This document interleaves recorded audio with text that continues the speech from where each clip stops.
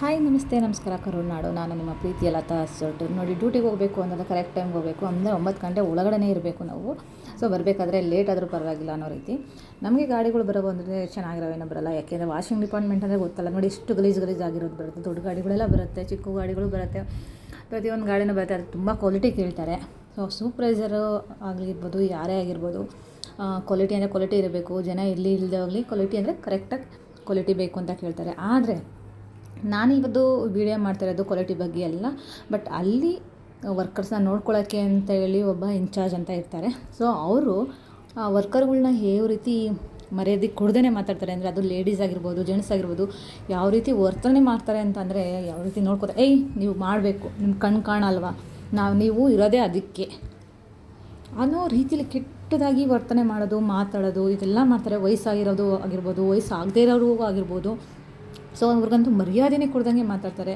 ಅಲ್ಲಿ ನಾವು ಬೆಳಗ್ಗೆ 9 ಗಂಟೆಗೆ ಹೋದರೆ ಸಂಜೆವರೆಗೂ ನಾವು 7-7:30 ಆಗ್ಬೋದು. ಗಂಡು ಮಕ್ಳಿಗಂತ ಟೈಮಿಂಗ್ಸ್ ಇಲ್ಲ, 8 ಗಂಟೆವರೆಗೂ ಟೈಮಿಂಗ್ಸ್ ಇಲ್ಲ. ಸೊ ಮಾಡ್ಬಿಟ್ಟು ಬರಲೇಬೇಕು, ನೀವು ಇರೋದೇ ಅದಕ್ಕೆ ಮಾಡಲೇಬೇಕು ಅಂತ ಹೇಳ್ತಾರೆ. ಸೊ ಅವ್ರಿಗೆ ಒಪ್ಕೊಳ್ಳೋಣ, ನಾವಿರೋದೇ ಅದಕ್ಕೆ ಮಾಡೋಣ ಅಂತ. ಯಾವುದೇ ಕೆಲಸ ಆಗಲಿ ಒಂದು ಮರ್ಯಾದೆ ಇರುತ್ತೆ, ಆಮೇಲೆ ಅವ್ರಿಗೆ ಆದ ಒಂದು ಮರ್ಯಾದೆ ಇರುತ್ತೆ. ದಯವಿಟ್ಟು ಹೇಳ್ತೀನಿ, ಯಾರಿಗೆ ಆಗಲಿ, ಹೆಣ್ಮಕ್ಳಿಗೆ ಆಗಲಿ ಇರ್ಬೋದು, ಗಂಡು ಮಕ್ಳಿಗೆ ಆಗಿರ್ಬೋದು, ಮರ್ಯಾದೆ ಕೊಡಿ. ಅದರಲ್ಲೂ ಹೆಣ್ಮಕ್ಳಿಗಂತೂ ಮರ್ಯಾದೆ ಕೊಡಿ. ಯಾಕೆಂದರೆ ನಿಮ್ಮ ಹೆತ್ತವರಾಗಿರ್ಬೋದು, ಅಕ್ಕ ತಂಗಿದಿರಾಗಿರ್ಬೋದು, ಮಕ್ಕಳಾಗಿರ್ಬೋದು. ಸೊ ಎಣ್ಣೆ ಅಲ್ವಾ. ಸೊ ಅದು ಮುಗಿಸ್ಕೊಂಡು ಬರೋಷ್ಟರಲ್ಲಿ ನಮ್ಮ ರಾತ್ರಿ 7 ಗಂಟೆ ಆಗುತ್ತೆ. ನಾನು ಡೈಲಿ ನಡ್ಕೊಂಡು ಬರೋದು 3 ಕಿಲೋಮೀಟ್ರ್ ನಡ್ಕೊಂಬರ್ತೀನಿ. ನಾ ಬರೋ ರೋಡಲ್ಲಂತೂ ಸರಿಯಾಗಿ ಲೈಟ್ಸ್ ಅಂತೂ ಇರೋಲ್ಲ, ಏನಿರಲ್ಲ. ಆ ಕತ್ಲು ರಾತ್ರಿಲಿ ಬರುತ್ತೆ, ತುಂಬಾ ಕಷ್ಟ ಆಗುತ್ತೆ. ನಿಜವಾಗ್ಲೂ ಇನ್ಚಾರ್ಜ್ ಆಗಿರ್ಬೋದು, ಸೂಪರ್ವೈಸರ್ ಆಗಿರ್ಬೋದು, ಏನಾದ್ರು ಹೆಣ್ಮಕ್ಳಿಗೆ ಆದಷ್ಟು ಮರ್ಯಾದೆ ಕೊಡಿ. ಅವ್ರಿಗೆ ಕೆಲಸ ಯಾವುದೇ ಆಗಿರ್ಬೋದು ರೀ, ಆದರೆ ಹೆಣ್ಮಕ್ಳಿಗೆ ಮರ್ಯಾದೆ ಕೊಡಿ. ನಿಮ್ಮ ಕಣ್ಣು ಕಾಣಲ್ವಾ, ಏನು ಬಾ ಹೋಗು ಅನ್ನೋ ಮರ್ಯಾದೆ ಕೊಡ್ದೇ ಮಾತಾಡ್ತಿರಲ್ಲ. ನಿಜವಾಗ್ಲೂ ಹೇಳ್ತೀನಿ, ನಿಮ್ಮನ್ನ ಹೆತ್ತವಳು ಕೂಡ ಒಂದು ಹೆಣ್ಣು ಅಂತ ತಿಳ್ಕೊಂಡು ದಯವಿಟ್ಟು ಎಲ್ಲರಿಗೂ ಮರ್ಯಾದೆ ಕೊಡಿ. ಇಲ್ಲ ಅಂತಂದರೆ ಆ ಹೆಣ್ಣುತನಕ್ಕೆ ಅವಮಾನ. ಅದು ಅಲ್ಲದೆ ನಿಮ್ಮನ್ನ 9 ತಿಂಗಳು ಹೊತ್ತು ಸಾಕಿ ಸಲವಿರೋದು ಕೂಡ ಒಂದು ಹೆಣ್ಣು ಅನ್ನೋದನ್ನ ಅರ್ಥ ಮಾಡ್ಕೊಳ್ಳಿ. ಆದಷ್ಟು ಹೆಣ್ಮಕ್ಳಿಗೆ ಮರ್ಯಾದೆ ಕೊಡೋದು ಕಲೀರಿ. ಎಷ್ಟು ಹೇಳಿದ್ರು ಕೇಳಲ್ಲ. ಅವ್ರವ್ರ ಹುದ್ದೆಗೆ ಅವ್ರವ್ರ ಒಂದು ಅರ್ಥ ಇರುತ್ತೆ, ಮತ್ತು ಅವರು ಮನೇಲಿ ಕಷ್ಟಪಟ್ಟು ಬಂದಿರ್ತಾರೆ. ಸೊ ನಾನು ಬೆಳಗ್ಗೆ 9 ಗಂಟೆ ಡ್ಯೂಟಿ ಅಟೆಂಡ್ ಮಾಡಿದ್ರು ಕೂಡ ಸಂಜೆ 7 ಗಂಟೆಗೆ ಬಿಟ್ಟರು ಕೂಡ ನಾನು ಮನೆಗೆ ಬರೋದು ನಡ್ಕೊಂಡು ಬರೋದ್ರಿಂದ ನನಗೆ 7:30 ಆಗ್ಬೋದು, 7:45 ಆಗುತ್ತೆ. ಒಂದು ಸಲ ಮಳೆ ಬಂತು ಅಂದರೆ ಅಲ್ಲೇ ಎಲ್ಲೋ ನಿಂತ್ಕೊಳ್ಳೋಕ್ಕೂ ಕೂಡ ನಮ್ಗೆ ಜಾಗ ಇಲ್ಲ. ಸೊ ಆ ಥರ ಬರ್ತೀವಿ.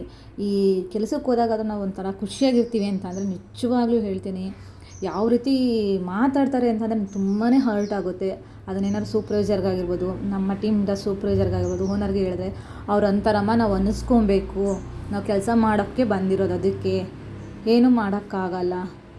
ಇಲ್ಲಾಂದರೆ ನಾವೇನಾದ್ರು ಜಾಸ್ತಿ ಮಾತಾಡಿದ್ರೆ GM ಹತ್ರ ಹೋಗಿ ಹೇಳ್ತಾರೆ, ಆಮೇಲೆ ನಮ್ಮ ಹೆಡ್ ಹತ್ರ ಹೋಗಿ ಹೇಳ್ತಾರೆ. ಆವಾಗ ಒಂದು ವಿಷಯಕ್ಕೋಸ್ಕರ ತುಂಬಾ ಕಷ್ಟ ಆಗುತ್ತೆ. ಅವರೇನೇ ಅಂದ್ರೂ ಅನ್ನಿಸ್ಕೋಬೇಕಮ್ಮ, ನಾವು ಬಂದಿರೋದಕ್ಕೆ ಅದಕ್ಕೆ ಅಂತ ಹೇಳ್ತಾರೆ.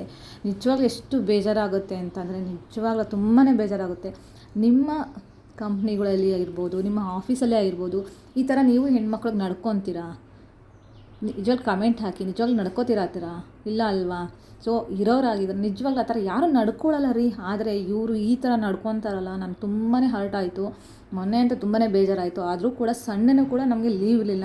ಕಂಟಿನ್ಯೂ ಆಗಿ ಈ ತಿಂಗಳು ಫುಲ್ಲು ರಜಾನಂತೂ ಇಲ್ಲಕ್ಕೆ ಇಲ್ಲ. ಅದರಲ್ಲೂ ಅಷ್ಟು ಕಷ್ಟಪಟ್ಟು ನಾವು ಕೆಲಸ ಮಾಡಿದ್ರು ನಮಗೊಂದು ಮರ್ಯಾದೆ ಇಲ್ಲದೇ ಕೆಲಸ ಮಾಡಬೇಕಲ್ಲ, ಮರ್ಯಾದೆನೇ ಕೊಡಲ್ವಲ್ಲ ಅನ್ನೋ ತುಂಬ ಹೆಣ್ಮಕ್ಳಿಗಲ್ಲಿ ನೋವಿರುತ್ತೆ. ಯಾವ ರೀತಿ ನಡ್ಕೊತಾರೆ ಗೊತ್ತಾ, ಅವ್ರು ಮಾತಾಡ್ಸೋ ರೀತಿ ನೋಡಿದ್ರೆ ನಿಜವಾಗ್ಲೂ ತುಂಬಾ ಹರ್ಟ್ ಆಗುತ್ತೆ.